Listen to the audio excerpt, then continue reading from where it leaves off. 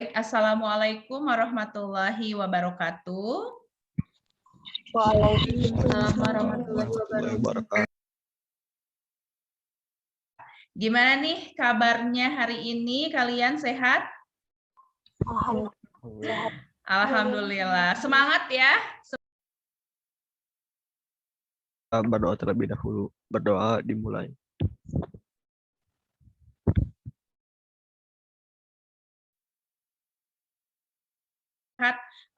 Google Classroom-nya. Nah, kalian isi kehadirannya.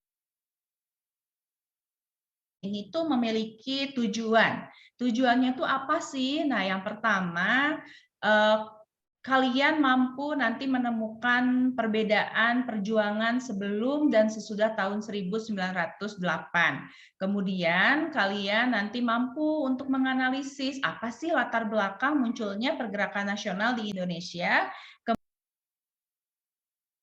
Baik ya, kita nyanyi bareng-bareng, Bangun Pemuda Pemudi. Bangun pemuda Indonesia, tanah bajumu sisingkan untuk negara, masa yang akan datang, kewajibanmu lah. Oke, baik. Nah, kalian dari situ kan ada liriknya ya, lagunya. Coba bisa nggak kalian analisis dari lagu tersebut? Apa sih nasihat yang disampaikan dari Membangun semangat pemuda-pemudi Indonesia, betul? sehingga para pemuda-pemudi lebih semangat.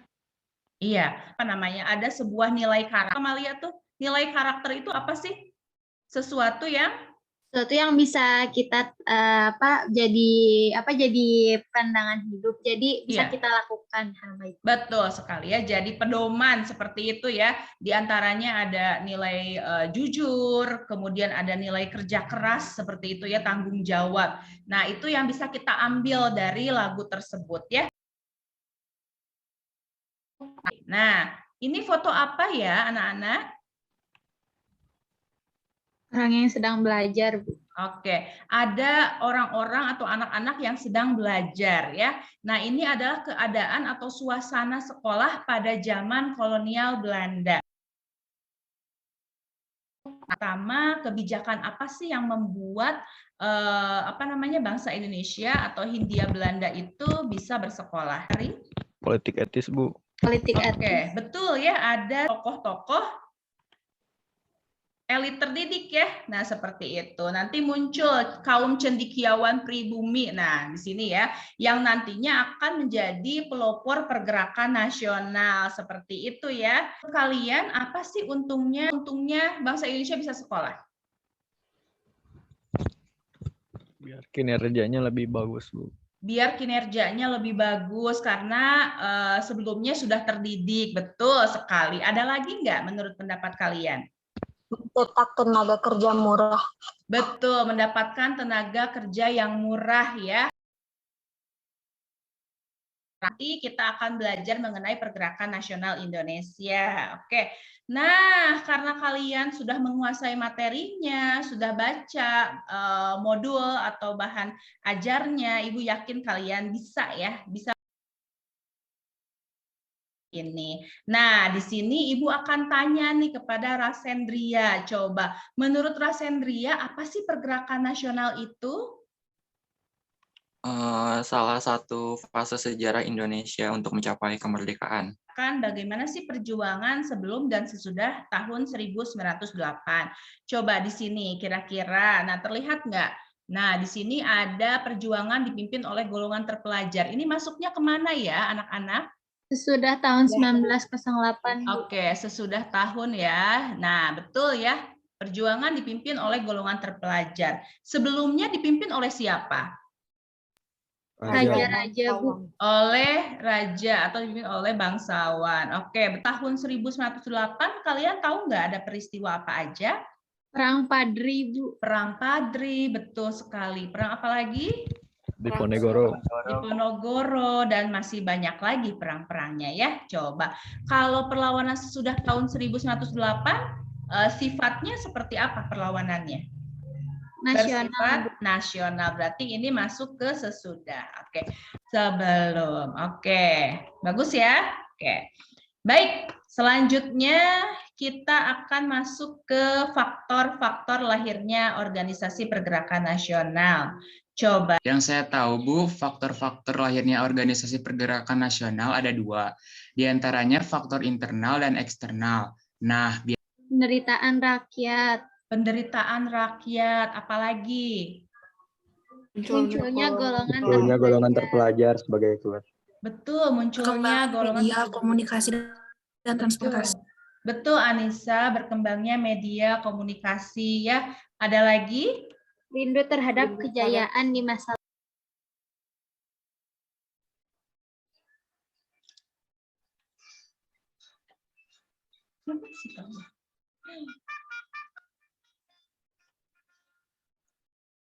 Oke, silahkan Fadel, silahkan. Mana? Bismillahirrahmanirrahim. Merdeka! Saudara-saudara rakyat jelata di seluruh Indonesia, terutama saudara-saudara penduduk kota Surabaya. Kita semuanya telah mengetahui bahwa hari ini tentara Inggris telah menyebarkan pamflet-pamflet yang memberikan suatu ancaman kepada kita semua. Kita diwajibkan untuk dalam waktu yang mereka tentukan menyerahkan senjata-senjata yang telah kita rebut dari tangannya tentara Jepang. Oh, bagus sekali ya. Oke. Kita akan melakukan diskusi. Silakan kalian lihat lagi LKPD-nya, di situ ada tugasnya masing-masing. Dibaca baik-baik perintahnya. Itu ada di latihan kedua, ada soal untuk kelompok 1, 2, 3, dan 4. Jangan semuanya diisi ya. Oke, silakan kalian masuk ke dalam breakout room.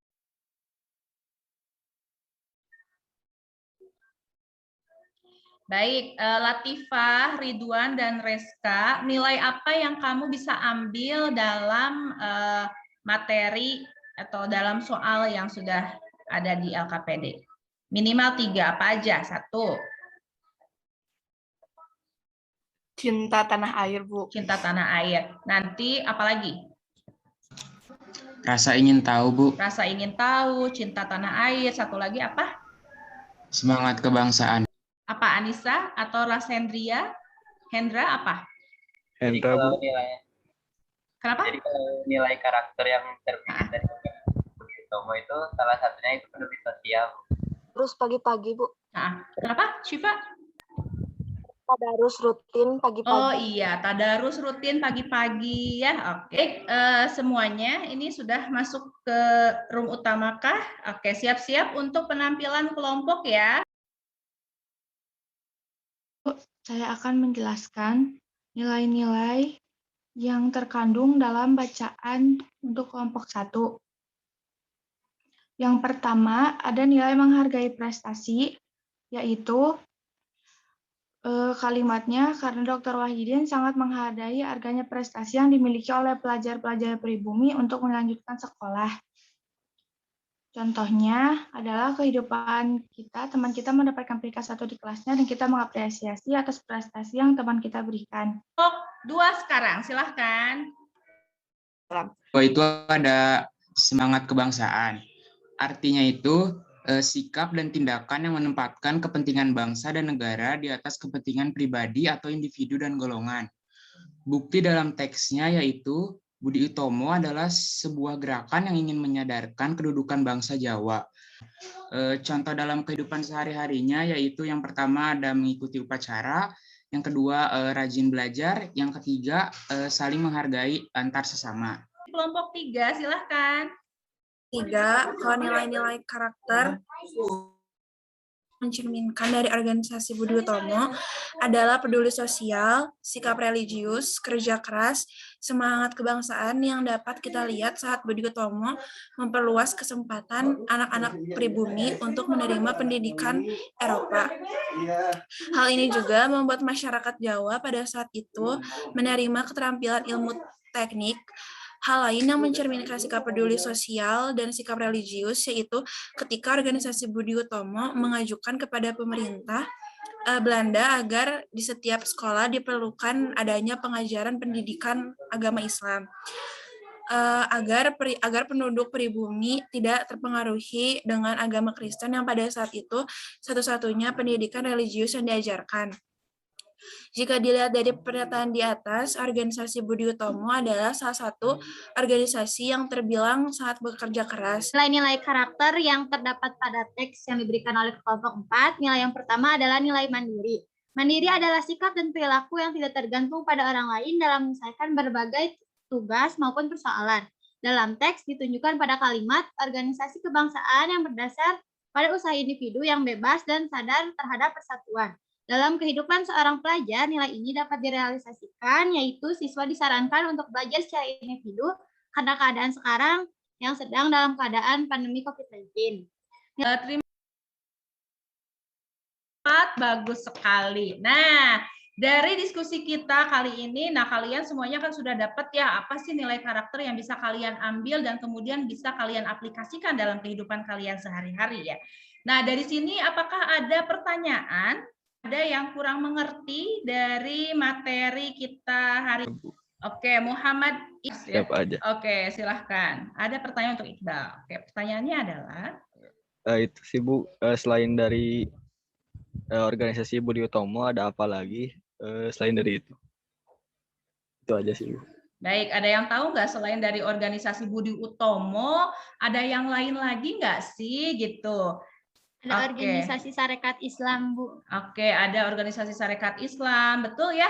Jadi kenapa kita hanya membahas Budi Utomo, karena memang yang pertama kan waktu ya, jadi kita bahas dulu aja Budi Utomo. Nah, organisasi-organisasi pergerakan nasional itu memang banyak sekali ya, Iqbal, diantaranya ada Sarekat Dagang Islam, betul ya, kemudian ada Indis Partij, kemudian juga ada organisasi PNI, organisasi Muhammadiyah, dan organisasi-organisasi lainnya, begitu ya. Dan nanti mungkin kita akan pelajari di minggu depan untuk organisasi lainnya. Dan sekarang hanya cukup untuk Budi Utomo saja ya. Yang bisa kalian ambil dari materi ini, ada yang bisa menyimpulkan nggak? Kesimpulan dari pelajaran ini, kita sekarang dalam mempelajari bab pergerakan nasional ini, kita bisa mengerti sejarahnya bagaimana anak muda di masa lampau, dan bagaimana juga cara mengaplikasikan di masa sekarang untuk kedepannya. Nah, baik, refleksi kita hari ini di mana dari materi yang sudah kita pelajari ya. Nah, di sini sejatinya para pemuda Indonesia pada masa kini tuh harusnya bisa meneladani atau mencontoh para pemuda terdahulu ya. Itu dari dalam diri kita sendiri ya, kita harus bisa merubah dimulai dari hal-hal terkecil, misalkan kita yang tadinya lupa waktu, misalkan dengan selalu bermain game, atau misalkan kita nongkrong nggak jelas, buang-buang waktu. Nah, lakukanlah sesuatu yang bermanfaat, begitu ya. Nah, ya selain untuk kita sendiri juga untuk biar kita bisa berprestasi membanggakan sekolah atau keluarga kalian, ataupun sampai membanggakan negara kita, seperti itu ya. Nah, tugas kalian lah ya sebagai generasi muda, seperti itu ya. Baik, kalau begitu kita cukupkan pembelajaran kita hari ini. Semoga pembelajaran hari ini ada manfaatnya dan mudah-mudahan kita bisa bertemu lagi di minggu depan dengan materi selanjutnya, yaitu materi organisasi. Kita bahas beberapa organisasi ya Iqbal ya. Di antaranya nanti ada Sarekat Dagang Islam, Indis Partij, dan organisasi lainnya. Baik, terima kasih atas partisipasinya. Wassalamualaikum warahmatullahi wabarakatuh.